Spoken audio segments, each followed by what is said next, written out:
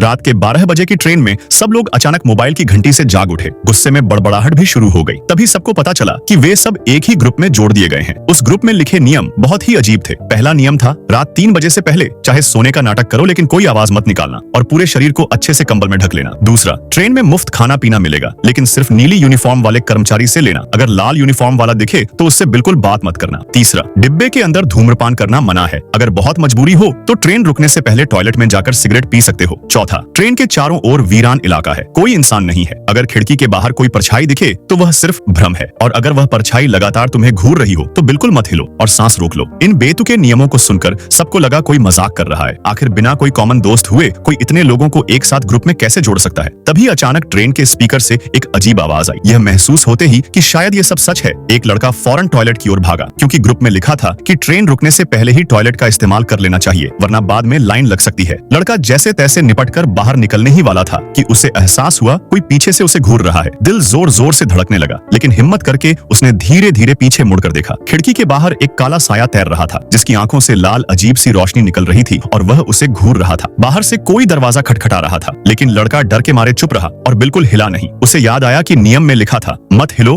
और सांस रोक लो। लगभग 1 मिनट तक सांस रोके रहने के बाद वह साया अचानक गायब हो गया। लड़के ने राहत की सांस ली और दरवाजा खोलकर बाहर निकला। दरवाजे पर वही मोटा आदमी खड़ा था जो उसके सामने वाली सीट पर सो रहा था। वह बड़बड़ाता हुआ टॉयलेट में चला गया। लड़का खुद को संभालने के लिए सिगरेट निकाल ही रहा था कि तभी टॉयलेट से भयानक चीख सुनाई दी। सब लोग दौड़कर आए और दरवाजा खोलने की कोशिश करने लगे लेकिन चाहे जितनी कोशिश की दरवाजा नहीं खुला। थोड़ी देर बाद अंदर से आवाजें बंद हो गईं और दरवाजा धीरे धीरे खुल गया। अंदर सिर्फ खून और अजीब सी दुर्गंध थी। मोटा आदमी गायब था। लड़के की पेशानी पर पसीना आ गया। उसे यकीन हो गया कि उस आदमी को वही काला साया उठा ले गया। अब जान बचाने के लिए उसे बिल्कुल वैसे ही करना होगा जैसा ग्रुप में लिखा है। उसने घड़ी देखी, रात के 1:20 हो चुके थे। तुरंत कंबल में घुसकर लेट जाना ही ठीक था लेकिन उसके सामने वाली बर्थ अब भी खाली थी। तभी ग्रुप में फिर से एक मैसेज आया। लड़का सोच ही रहा था कि तभी उसके एक पुराने दोस्त ने जो हार्ड सीट वाले डिब्बे में था मैसेज किया। उसने लिखा कि अभी अभी अनाउंसमेंट हुआ है कि हार्ड सीट वाले यात्रियों को उतरकर दूसरी ट्रेन पकड़नी है और उसने लड़के से कहा कि उतरने के बाद फोन करना। लेकिन अजीब बात यह थी कि स्लीपर डिब्बे में ऐसा कोई अनाउंसमेंट नहीं हुआ था और यह जगह तो सुनसान जंगल जैसा था। यहाँ स्टेशन कहाँ से आ जाता। लड़के को शक हुआ और उसने तुरंत अपने दोस्त को मैसेज भेजा कि किसी हालत में ट्रेन से मत उतरना। लेकिन तब तक देर हो चुकी थी। लड़के को समझ नहीं आया जब ट्रेन रुकी तो दोस्त को वह दिखाई क्यों नहीं दिया। उसने मोबाइल निकालकर ट्रेन की जानकारी चेक की और तब जो नतीजा आया उसने उसके होश उड़ा दिए। वह जिस ट्रेन में बैठा है असल में ऐसी कोई ट्रेन अस्तित्व में है ही नहीं।